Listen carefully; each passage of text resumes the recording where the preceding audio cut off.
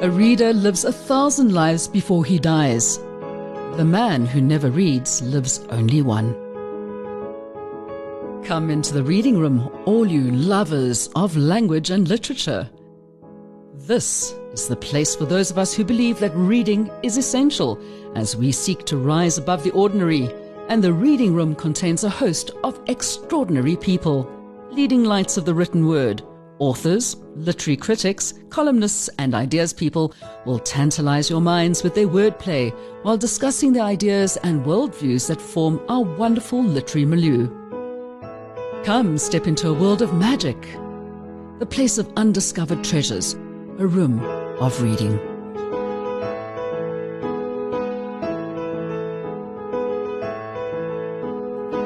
And welcome into the reading room. Yes, it's a wonderful place to be. It's a snug and comfortable place to be, except when you're talking about things of crime, crimes of passion, crimes of evil men, and written from the minds of possibly an evil woman. Well, this is a thing. We're going to be talking today to a female crime writer from here in South Africa, Sarah Key. Thank you for coming and joining me in this wonderful room. Thank you for having me, Mel. Now, okay, so you write about crime. You write about South African crime. And how much of it actually comes from real life stuff, or is it just mainly made up in your own mind? Well, that's an interesting question. The point of departure for my novels is primarily a social theme that grabs hold of me. And living in South Africa, we certainly don't have many limitations. So the first book I ever wrote, I was in my activist stage and I was doing a lot of training in rural areas, and I was getting a lot of information about things that I hadn't been exposed to before. And one of these issues was human trafficking. So that became sort of the foundation pillar for my first novel. I wanted to write about a real story about how trafficking happens. And then along the way, many other themes of social injustice presented themselves. And so that was the departure point for the novel. My fifth novel, I had never dealt with gender-based violence. I don't really like to call it gender-based violence, but abuse. And so in my last book, I felt I had to finally tackle that kind of issue. So the crime that I present is linked around these issues that I think need to be presented to people in a digestible way. So fiction makes those issues more palpable, and packing them into a thriller that's fast-paced probably gets more people to engage with these issues that are quite thorny and quite unpleasant, really. Yeah. And it's always things that are actually on people's minds at the time, especially here in South Africa, as you said, with the GBV. It's not just also, male on female violence. There's a lot of other stuff that's going down as well. But I haven't read your latest book. I'm going to be reading it. I know I've actually had it on my reading list, and you should slap me upside the head for being such a bad person on not reading. But it was a weird thing during lockdown, last year's lockdown, that you thought, I've got all this time, I'm going to read all of these books. And then you just couldn't. And we ended up binge watching 45 million things on television instead, when it would have been a perfect time to read. And I'm starting to having to get back into learning how to read again. It's strange. I haven't read for the last 3 months. During the beginning of lockdown, I read a lot, but I think reading is very linked to a quiet mind. So when I am in a state of distress or not very happy, I find it difficult to read and difficult to concentrate. But at other times when life is just so bad, reading is the perfect escape. And I know, interestingly, from all my book people that I've met along the way, a lot of the people that I've engaged with who have disorders, reading for them is the greatest escape, because while you're watching your Netflix series, you can still be thinking about 5 other things. Whereas the cognitive demands of reading make reading an activity where you actually have to focus 100% on what you're doing. So I think there's great escapism in it, but it is quite strange that I also go through cycles in my life where I read a lot more than at other times. And it's also just finding what you like to read and how that reading makes you feel. During lockdown, Jack Reacher was my guy. I just want a dude Jack Reacher's everybody's who guy. can come in and save you no matter what, in the situation we find ourselves in. I must have done 6 or 7 Reachers at the beginning of lockdown. But Jack Reacher that looks like Lee Child, not the Jack Reacher who looks like Tom Cruise, okay? No. I've only ever read them. So, okay. so I don't know anything about it. Do you think that, he's writing about himself? Because I look at Lee Childs and he's exactly how I picture Jack Reacher to be. Funny, I've got a book that I haven't read that someone gave me about, they spent a year watching Lee Child write. They sat behind him and they watched him write just for a year, and then they wrote a book about how he writes. I don't know, I just find the character is so appealing to men and women, and it's just this rescuer, a person who can sweep in, and doesn't matter what he's faced with, he's going to come out okay. And the way he takes them all out, of course. I really don't like uber violence at all. But Reacher, for me, saw me through a good bit of lockdown, because it's just stuff you can, it's popcorn, but it's also good and clever and well written. Oh, it's fantastic. Yeah, it's fantastic. But the other one that I love as well, sorry, I know we're getting off topic here, is John Sandford's Lucas Davenport. Yes. Oh, yeah. Sudden Prey. Yeah. All those Prey books. I love Lucas Davenport, mainly because he loves ZZ Top. Exactly. It's funny how we get so attached to characters. Have you been attached to characters, or you got different characters in every book? My first book was a standalone, and those characters were, some of it was autobiographical, and some of it I used people that I knew who had incredible stories, but obviously disguised them as much as I could.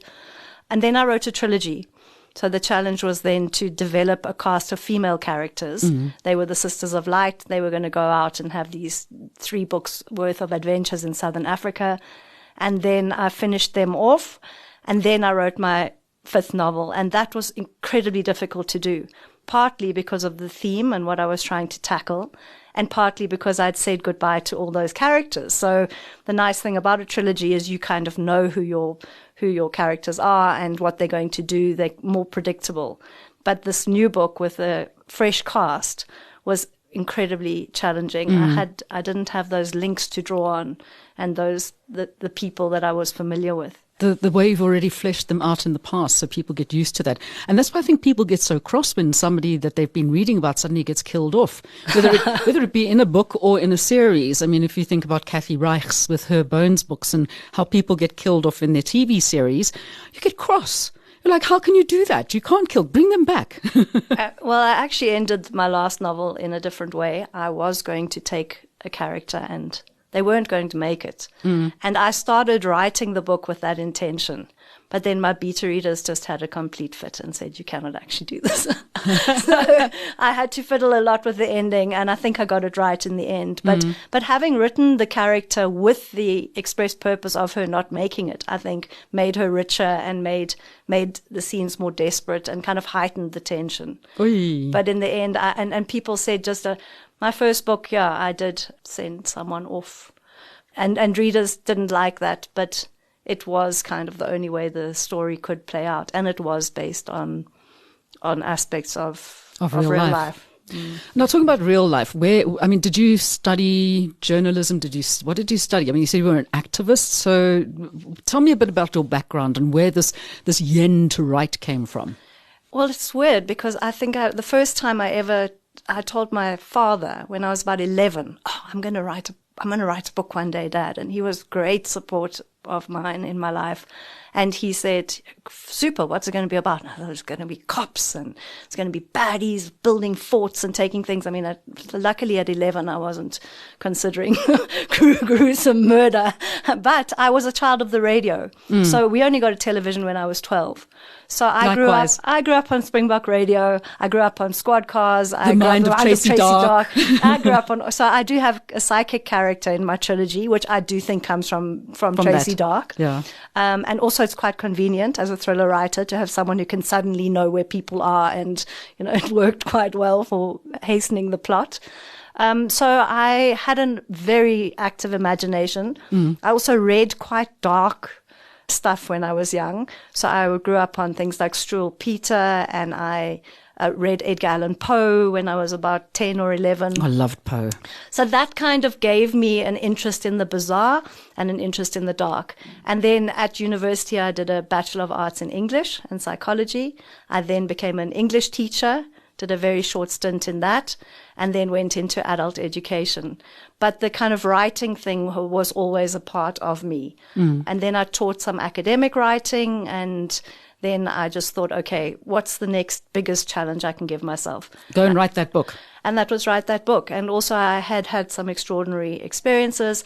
I'd gone training in rural areas. I had great ethnographic material. So when I studied my master's degree, I also looked at tolerance education, and I took 7 people who had been Holocaust survivors, apartheid resistors, and I actually used their stories and analyzed their stories. So the narrative for me became something that was very important and that I found to be very, very valuable.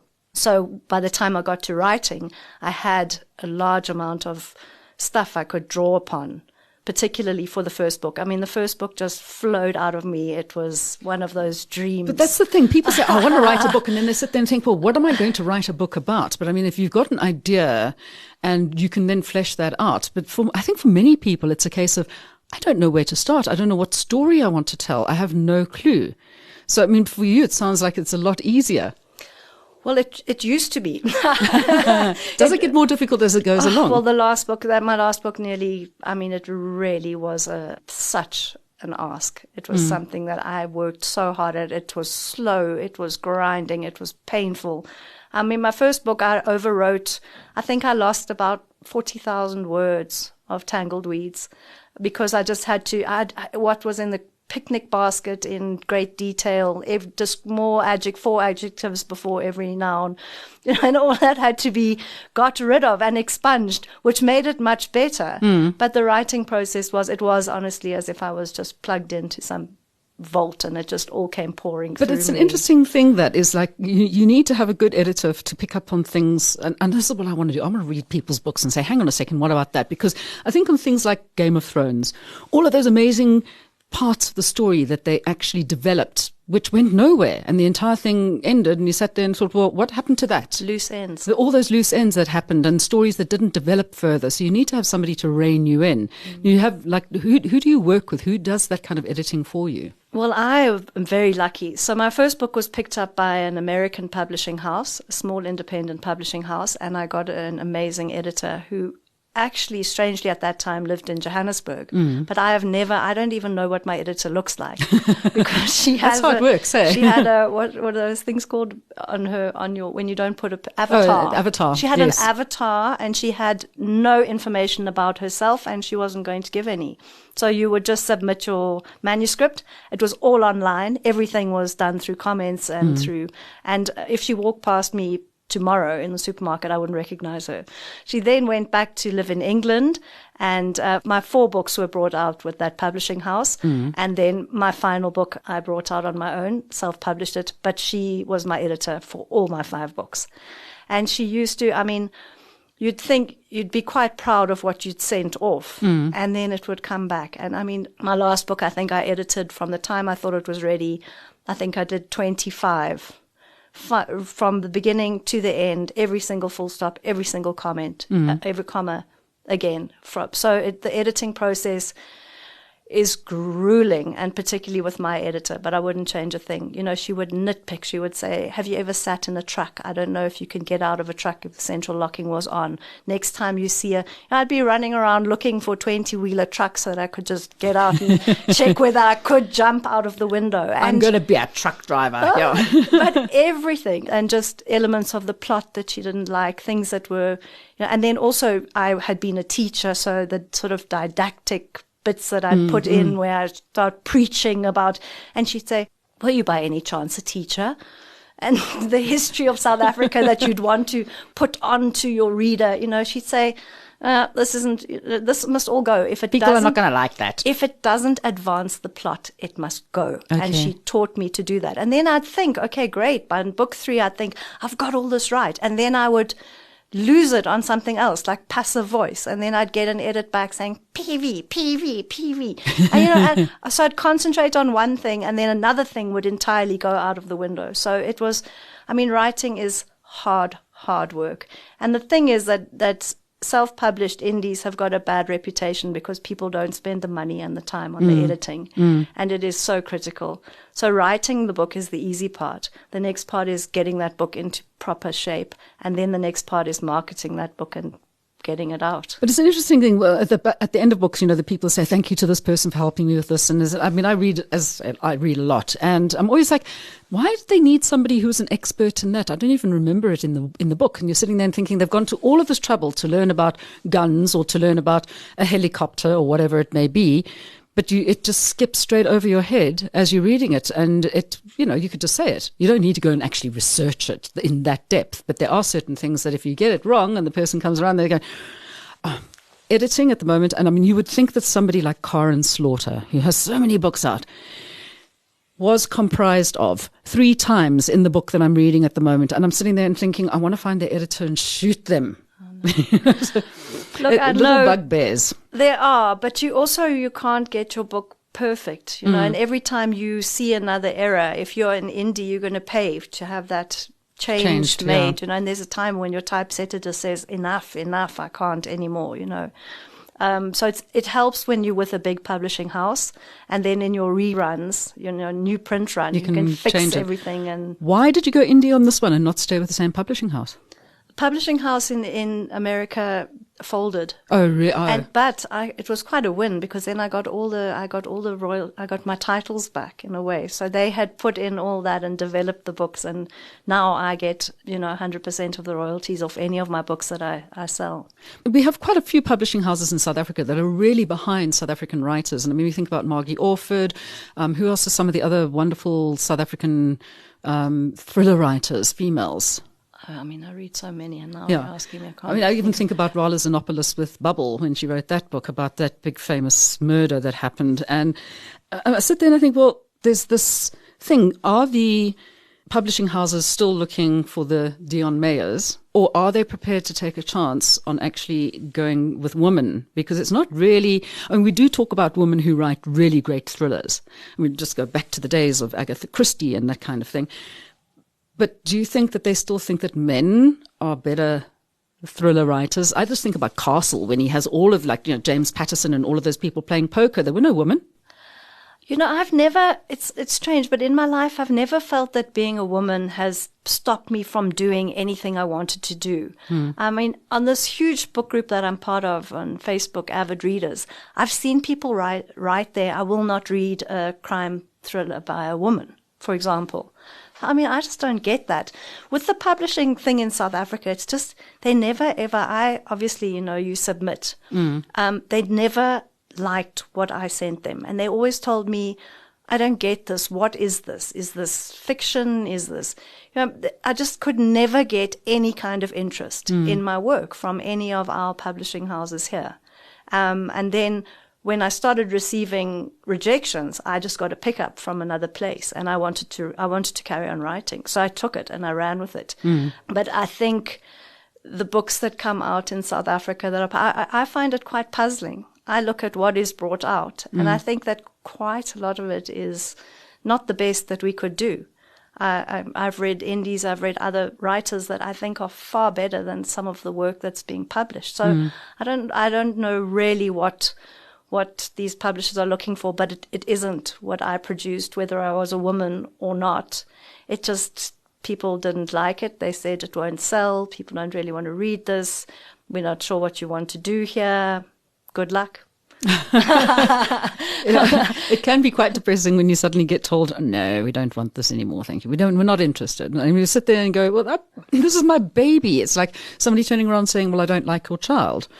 Well, you learn, you learn if you want to carry on that you actually got to have big girl panties, and you have to learn to write for yourself.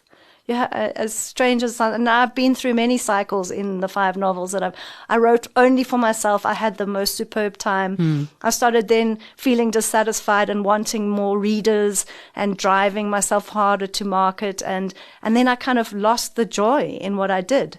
And I wanted to be recognized, and I wanted to be recognized at home for what I did, and I didn't get that recognition. And then I came full circle, and then I just went back to, hey, I want to write these books because this story will not leave me alone. This story is driving me mad. It won't let me sleep at night. It won't let me, and then I finally sort of came full circle, came back to, well, this is what I write. I'm growing a readership of people who like what I write, and I can't change. I mean, I couldn't people who are clever about it probably look at what is the niche market looking for right now. So there was a stage where people were writing a lot of, romance is big now, but there was a lot of this dark, sexy stuff, after Shades of Grey. But then 50 Shades of Bath. I have to go and Google what it was. MMF, male, female, and all this. And it was at a stage that erotica was doing incredibly well and people were writing it. But for me, the journey of what I write has been such a personal one that the story is the story for me, and producing it and writing it in beautiful language and using lovely figurative language that I've always loved, that's relevant to my characters' lives. I mean, that's one thing my editor taught me, was that, if you're going to use a metaphor, it has to actually be applicable to the life of your character. So also in my last book, I don't have that many white characters. So I didn't have that many cultural references to draw upon. So it would take me days, to say, oh, Sonazo's heart was as difficult to open as a zambak tin. And then I'd get it and I'd think, wow, I love that. But it was difficult for me because I didn't have much that was familiar to draw upon. And that, I think, as well, was a big challenge. And the nice thing about writing as a South African is you don't get that sort of cultural appropriation threat of the whip hanging over you. So in countries like America, when a white woman writes a book about a black woman's experience, it's quite nerve-wracking because people can really take you on about it. And I pushed my book a lot into the black book clubs that I've been involved with. Got some feedback that was very useful, but I never ever got told, you can't be writing a book like that because you're not a black woman. So I do think that here there's a greater space to express yourself and to take those kind of risks as a writer. Now, with other writers, who have been the ones that have had the most impact on you over the years? Well, I suppose I've always been into the crime thriller genre, So I started off with all the Kathy Reichs and all the Scarpet when I was younger. But I used to read a lot of horror. But I'm now too frightened of life to go near it. So, I don't watch or read horror at all. So Stephen King, when I was young, in my teens, I would devour all those kind of books. But then I do love beautifully written fiction. So I've kind of evolved I've read a lot of Southern African work in the last sort of 4 or so years when I've been trying to break into the book world here, and some extraordinary kind of books. And now I do, love books that have a sort of a literary component all together with your fast moving fiction. I mean, that's what I try and do because I have a deep love of language without allowing it to detract from the plot. I work very hard at including beautiful words and making the words sound great and reach another quality. And that's important. I mean, you can sit there and you can read this stuff. And I mean, that's why when you talk about 50 Shades, I think I read the first 100 pages. I managed to grit my teeth. And I just said, you know what, this is just not worth it. It really isn't. You get to that stage where you're reading something and you go, I have to not just put this book down, it needs to be thrown with great force out the window. Well, it was a very good move on the part. E.B. James, White. What's her name? Don't even know. Yeah. There we go. But, I mean, that can make you a lot of money, and that can, one bestseller like that can set you up. So I not to take it away because people love reading different things, and clearly there were a lot of people who loved reading that.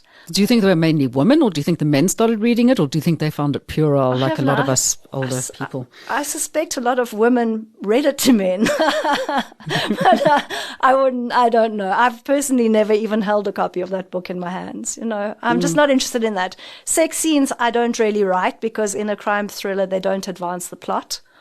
I also I'm watching something and all of a sudden there's a sex scene and I'm thinking, why? It's not important. And as my editor also taught me, the power of suggestion is great. Also with violence, you don't have to go all the way. The bullet can hit her head, not hit such a bad word, but, the blood can spray off, leaving a bower of red. And everybody knows that your character is now deceased. So you don't have to go into it in that much detail. The same as sex, they can just fall onto the bed like a great tree felled by the lumberjack's axe. And we all know what's happening next, Yeah. Well, when it comes to sex, my favorite one in the book which I'm reading at the moment was like, oh, the only way she was going to get laid is to crawl up a chicken's ass and wait and it's like, oh my God, that is classic. That is my just the best. characters do get laid, and they do lay people. But the thing about it is, I don't know, it's an uncomfortable thing. I remember writing a sex scene in one book in the trilogy and then agonizing over it because I had to mention the condom. So I didn't mention a condom, but because of HIV and AIDS and whatever, which was one of the central issues when I wrote my first book as well, I thought, no, I have to, you know what I mean?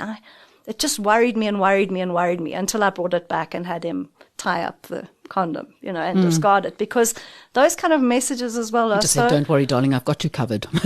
are so important, when you're writing a book and you're writing about sex and you're writing about it in a country where, we have 10 million people who are compromised on that level. So with me, there was always kind of a social aspect, the message.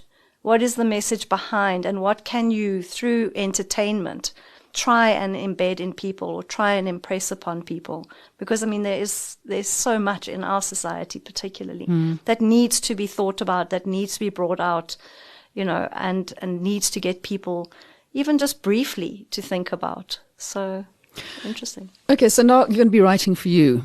What's your next book going to be about? Is there a next book? Have you started? No, I haven't. This is the first time in my life I haven't had a book on the start while the other book was being finished. So I think I was a bit burnt out from my last book and from the edit process and from just how much work I had to put in to make it the kind of book it needed to be. So I have some short stories and whatever, but I hope I write some more books. But I am sort of at a stage in my life where I'm going back to some other passions of mine and busy with that. Oh, what are those? Those are education. So basically, education is one of my passions, adult education. So I've done a lot of work in training teachers. And strangely enough, at the moment, I've been working in early childhood development and sort of grade R education, where finally it does seem to be a lot of money being pumped in by the government. It's about 20 years too late. To get them to read? Well, to make sure that every child has an optimal start in life. So aside from playing and developing, there are a lot of things that you need to do to ensure that that child is actually going to reach its full potential. But going back again and saying we didn't have TV until we were 12, it is, and we had radio, and radio for me, listening, even when I've got the TV on, I'm usually doing something else, usually making blankets, so I can send them through to people to keep them warm. But I tend to still listen more than I will actually sit down and watch. And that's where podcasts have come in for me as well. I can sit there and I can actually, make something while I'm thinking. You don't have to think about what you're drive, all of those things, which has become a better way of thinking. And I don't know, for me, there's always two cognitive levels. It is the hot and cold media. And the hot media, of course, is being involved in a book. And I say to my kids, you must read. You've got to read more. You need to get your brain working. And when we were reading and we were listening to radio, we were making up pictures all the time instead of just having everything handed over on a platter to us, where we didn't have to use our imaginations.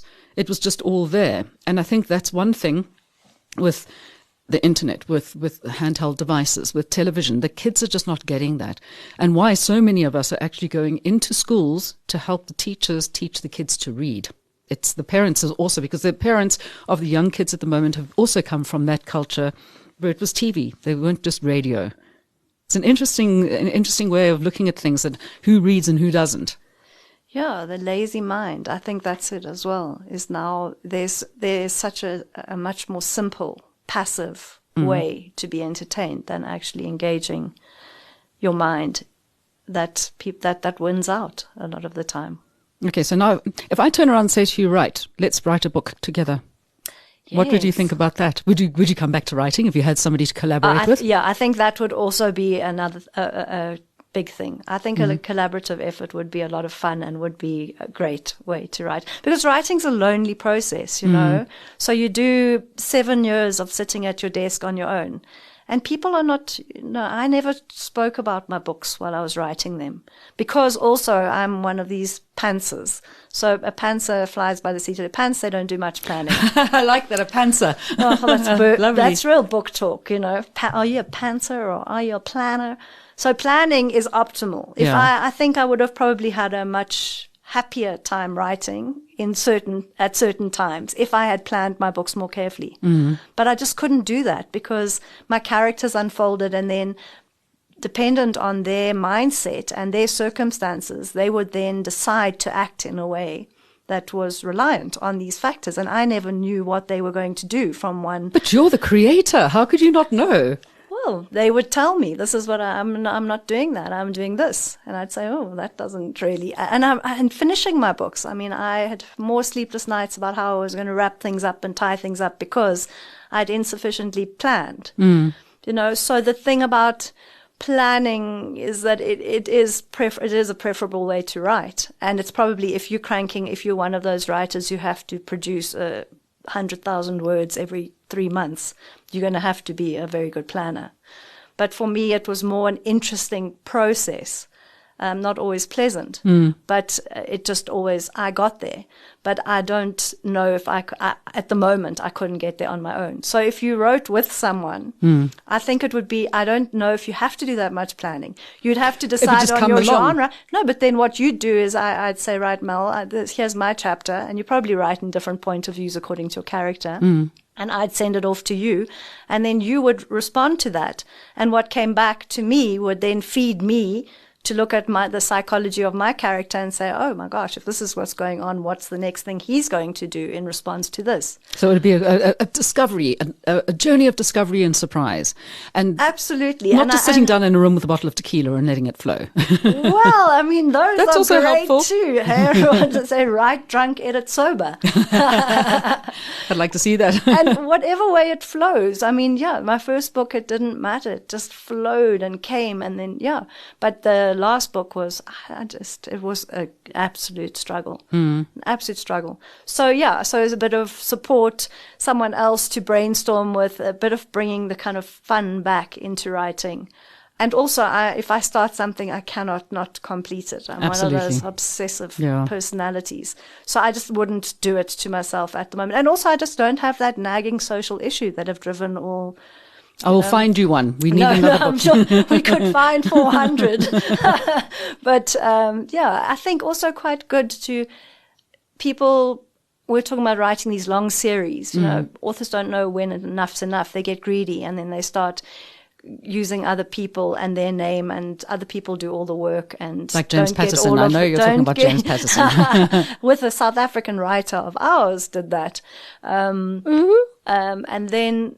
So I think there's a time, there's a time. If you're not feeling it and you're not loving it and you're not going to produce your best writing, step away from it for a while. And I also seem to have had this 7-year cycle in life where I do something for 7 years and then I need another challenge. I need something new. And burnout's a real thing. I got burnout when I trained, when I did major, UNICEF projects they were only 3-year projects. And by the time they were finished, they needed to finish because, there wasn't government uptake. There were all those frustrations. And it just impacts upon, if you're actually training and motivating people, you need to genuinely be feeling it. The same as writing, I could never be one of those writers who just keeps on churning book out after book after. Churn them out. Has to, because you have a publisher who's saying, "Where's your book? Where's your book?" Yeah, and you've signed something, and you have to do it. And but there are amazing people doing it and doing it incredibly well. South African indies doing it, and really very successful and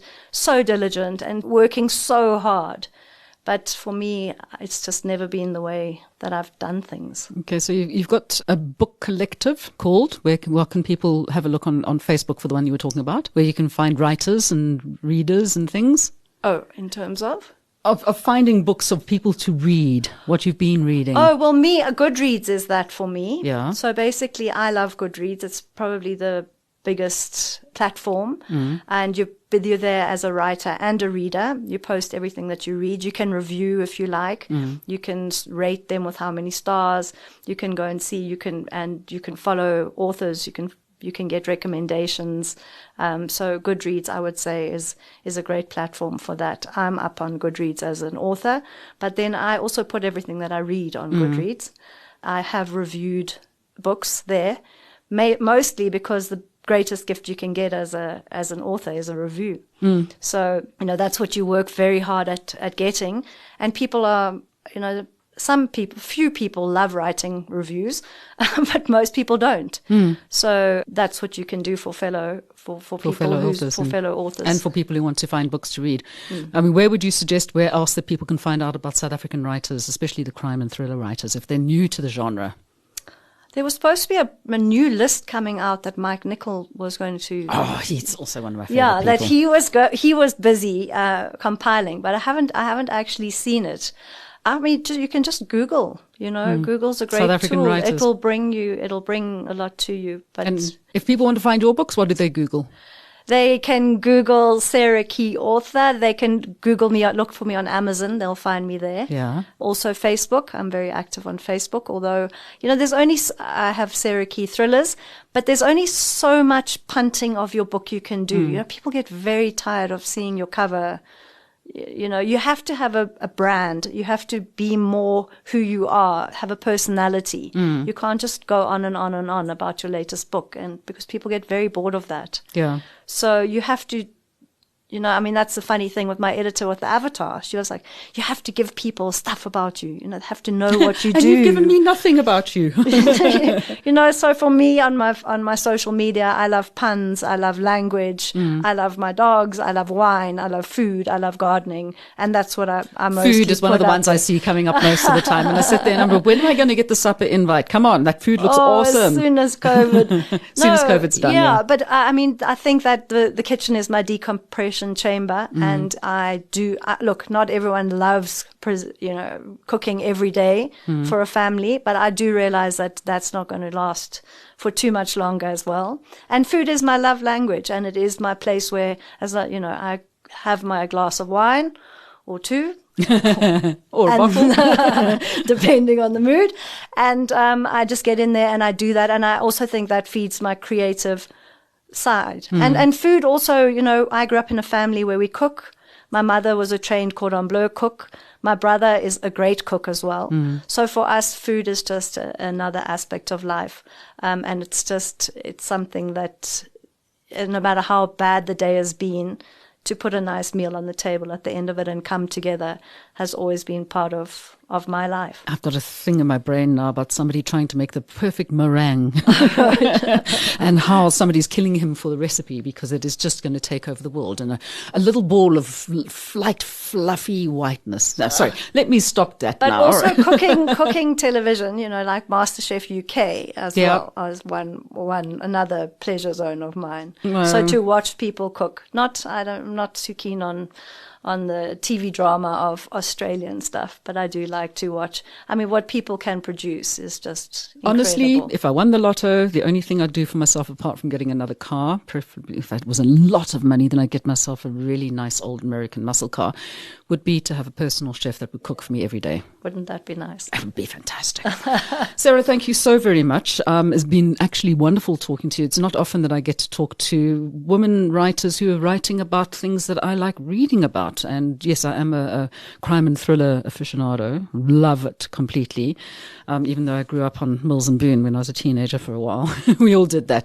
But thank you so very much. And let us know when you're ready to write another book and let's get going on it. Thank you. That would be wonderful. Thanks for having me, Mel. Right, so everybody, don't forget, Sarah Key, author, that's Key. Go and check out her latest book, which came out, Veils of Smoke. And that's a standalone book about a serial killer. We'll catch you again next time. Take care. And we'll see you again in the reading room. Bye-bye.